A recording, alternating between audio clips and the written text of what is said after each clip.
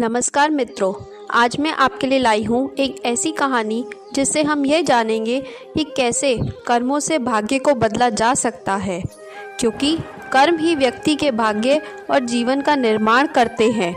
एक गांव में एक बहुत ही गरीब आदमी रहता था।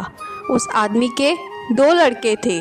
उसका बड़ा लड़का था, वह जन्म से ही अंधा था, और जो छोटा लड़का था वह अनपढ़ और गंवार था। उसने अपने जीवन में कभी कोई काम धंधा नहीं सीखा था जिससे वह अपने जीवन का गुजारा कर सके। वह आदमी बड़ा दुखी रहता था। धीरे धीरे समय गुजरा।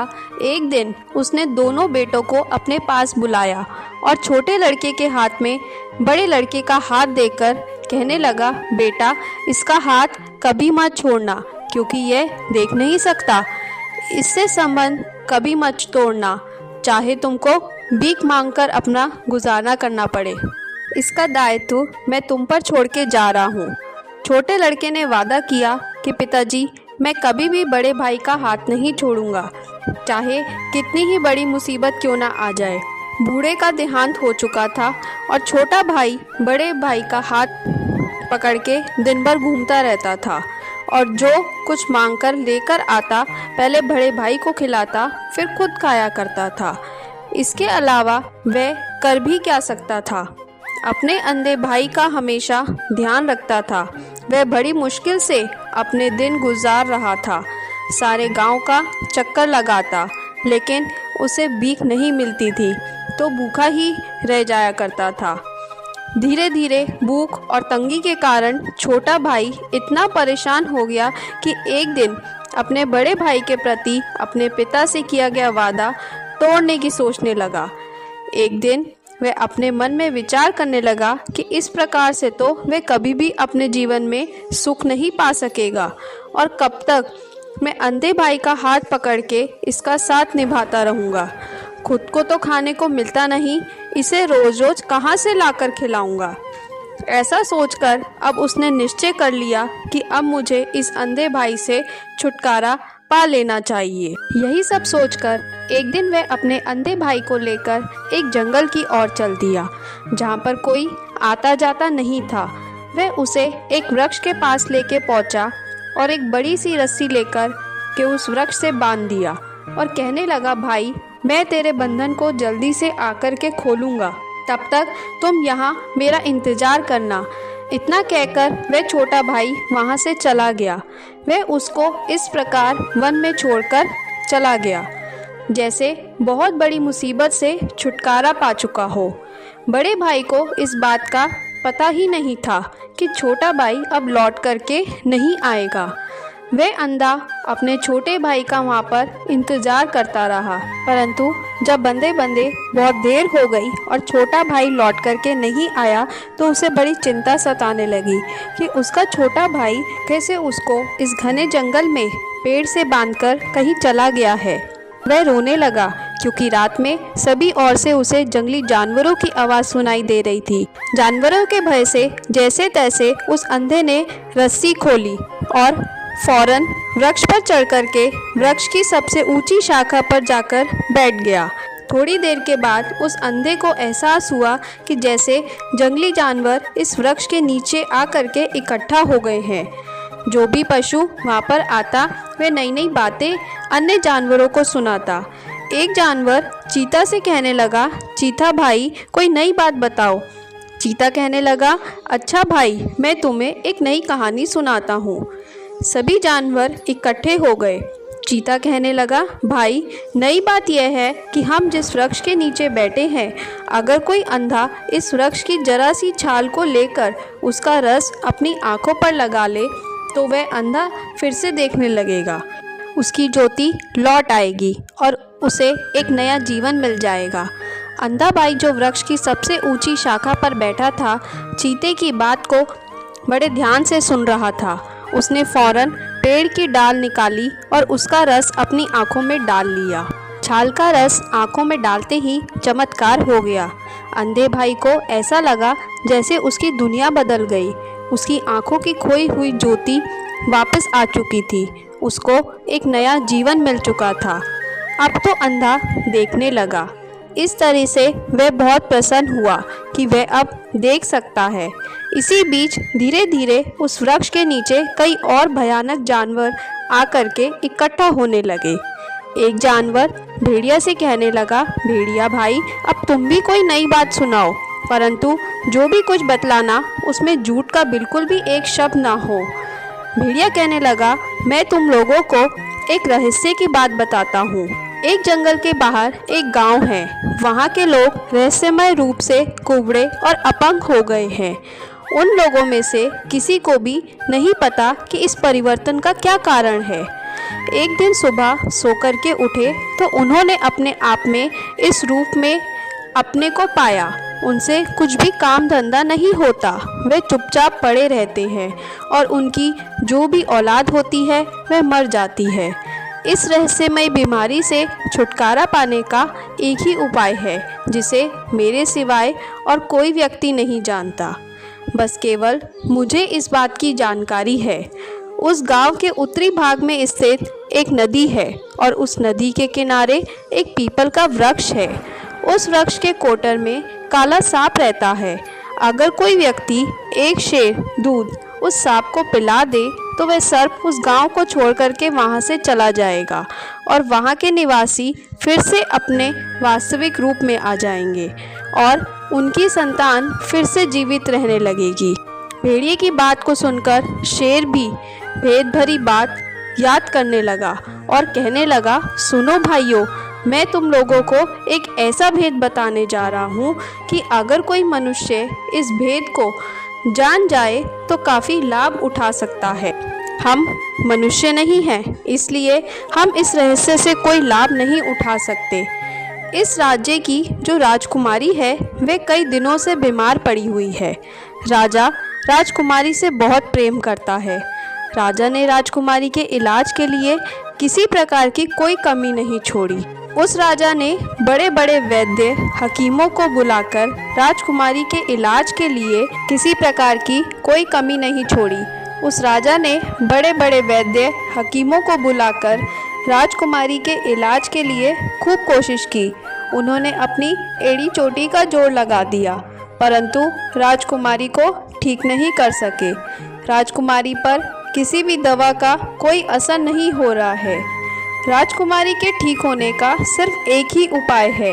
राजकुमारी के पलंग के नीचे एक काली बिल्ली बड़े मज़े से सो रही है। वह किसी से कुछ नहीं कहती, किसी को भी उसकी उपस्थिति का पता नहीं है।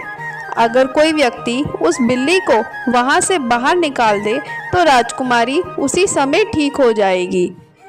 बात समाप्त होते ही सभी जानवर बोले कि शेर भाई, तुम्हारी बात तो सबसे अच्छी है और अगर हम भी मनुष्य होते तो निश्चित ही इसका लाभ उठाते। इस प्रकार बातें करते हुए सुबह होने लगी। एक एक करके सभी जानवर वहां से उठकर जाने लगे। इधर बड़ा भाई जो वृक्ष की सबसे ऊंची शाखा पर बैठा हुआ था, पशुओं की बातें सुन रहा था। अब उसकी आंखें देख सकती थी। उसने जब देखा कि सभी जानवर वहां से चले गए हैं, वह भी पेड़ से नीचे उतरा और चल पड़ा उस गांव की ओर जहां पर रहस्यमय परिवर्तन वाली घटना घटी थी। वहां के लोग अपने में परिवर्तन से बहुत दुखी थे। उनसे कोई काम धंधा नहीं हो पाता था। उसने वहां जाकर के वहां के लोगों से पूछा कि तुम्हारे इस प्रकार कुरूप होने का क्या कारण है। गांव के लोगों ने बताया, भाई कुछ पता नहीं है, ये कैसी बीमारी है। एक दिन जब हम सब सोकर उठे तो हमने अपने आप को इसी रूप में पाया और हमारी संतान भी जीवित नहीं बचती। वह व्यक्ति कहने लगा, अगर मैं तुम्हारी समस्या को ठीक कर दूं तो तुम मुझे उसकी क्या कीमत दोगे। वे सभी कहने लगे, अगर तुम गांव वासियों को इस भयानक और आश्चर्यजनक रोग से मुक्त कर दोगे तो इससे अच्छी क्या बात होगी, इससे खुशी की क्या बात होगी। बस हम सभी गांववासी ठीक हो जाए, तुम्हें जितना धन चाहिए यहाँ से ले जा सकते हो। वह व्यक्ति कहने लगा, देखो सुबह तक तुम सभी इस रोग से मुक्त हो जाओगे। गांव वालों को बड़े आश्चर्य हुआ कि यह व्यक्ति किस प्रकार से इस भयानक रोग से हमको मुक्ति दिलाएगा। ये सोचते हुए सभी लोग अपने घर को लौट गए। जब सभी लौट गए तो उसने एक बड़े से बर्तन में दूध लिया और उत्तर दिशा की ओर चल दिया। चलते चलते शाम तक वह उस नदी के तट पर पहुंच गया। उस शेर के कहे अनुसार उसे नदी के किनारे पीपल का वृक्ष भी दिखाई दे रहा था। वह वृक्ष के नीचे दूध का बर्तन रख हाथ जोड़कर बैठ गया। तभी एक काला सर्प उस वृक्ष के कोटर से निकला और नीचे उतर कर आया। सांप ने सारा दूध पी लिया और फिर एक तरफ चल दिया। वह व्यक्ति यह सब देखकर बड़ा प्रसन्न हुआ और वह वापस शहर की तरफ चल पड़ा। सुबह तक चलते चलते वह फिर उसी गांव में पहुंच गया। इधर लोग सोकर उठने लगे और सभी ने अपने आप को वास्तविक स्वरूप में पाया तो सभी लोग बड़े प्रसन्न हुए। उनकी बीमारी हमेशा के लिए दूर हो चुकी थी। उन्होंने उस लड़के का खूब स्वागत सत्कार किया और वह व्यक्ति भी उन गांव वालों से खूब सारा धन लेकर वहां से निकल पड़ा और चलते चलते उस राजमहल में जा पहुंचा जहां पर राजकुमारी कई दिनों से बीमार पड़ी थी।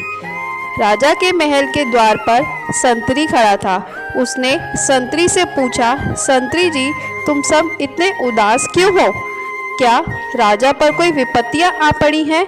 संतरी कहने लगा कि तुम्हें मालूम नहीं है, राजकुमारी कई दिनों से बीमार है। बड़े बड़े वैद्य हकीम अनेक तरह का प्रयास करके हार गए, उनसे भी बीमारी का इलाज नहीं हो पा रहा है। राजकुमारी हमेशा मृत्यु की तरफ बढ़ रही है।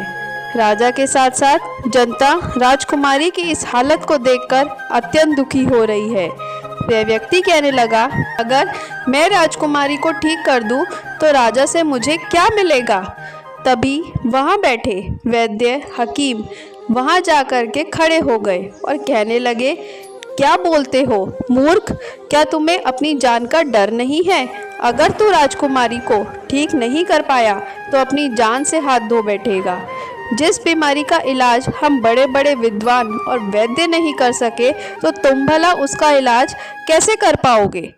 वह व्यक्ति बोला कि एक बार मुझे राजकुमारी तक पहुंचा दो और मुझे देख लेने दो कि राजकुमारी किस हालत में है। संतरी ने राजा तक खबर पहुंचाई। राजा का आदेश हुआ कि उस व्यक्ति को हमारे सामने पेश किया जाए। उस व्यक्ति को राजा के सामने पेश किया गया।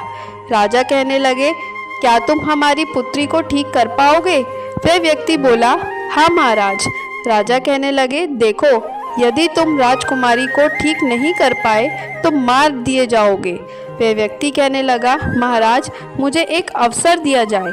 राजा ने कहा, ठीक है, अगर तुम राजकुमारी को बचाने में असफल रहे तो मार दिए जाओगे। वह कहने लगा, महाराज, मुझे यह मंजूर है, परंतु अगर मैं राजकुमारी को मैंने ठीक कर दिया तो क्या आप मेरी शादी राजकुमारी से करवा देंगे? राजा ने कुछ पल सोचने के बाद कहा कि अच्छा, तुम अभी अंदर चलकर देखो। जब वह कमरे के अंदर गया तो उसने राजकुमारी को बेहोशी की हालत में एक बिस्तर पर लेटे हुए देखा। उस व्यक्ति ने कमरे का दरवाज़ा अंदर से बंद कर लिया और उस जंगल में शेर के कहे अनुसार पलंग के नीचे उस बिल्ली को देखने लगा। उसने उस बिल्ली को उठा करके खिड़की से बाहर फेंक दिया। बिल्ली को फेंकते ही राजकुमारी चौंक कर अपने बिस्तर से खड़ी हो गई।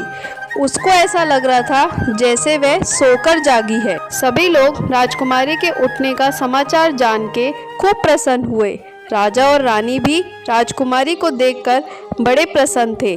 राजकुमारी ने आश्चर्य से पूछा, क्या बात है पिताजी, मुझे क्या हो गया था? राजा ने कहा, बेटी, तुम्हें अजीब तरीके की बीमारी थी जो किसी से भी ठीक नहीं हो पाई।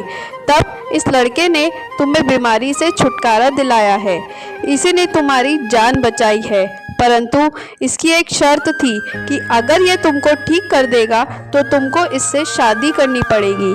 राजकुमारी भी उस लड़के के गुण और रूप को देखकर उस पर मोहित हो गई।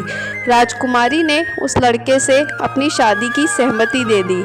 राजा ने बड़ी धूमधाम से उन दोनों की शादी करवा दी। दोस्तों, अब उस अंधे भिखारी का भाग्य ने भी ऐसा साथ दिया कि अब तो अंधा भिखारी भी राजा बन गया। अब राजकुमारी सदा के लिए उसकी हो गई।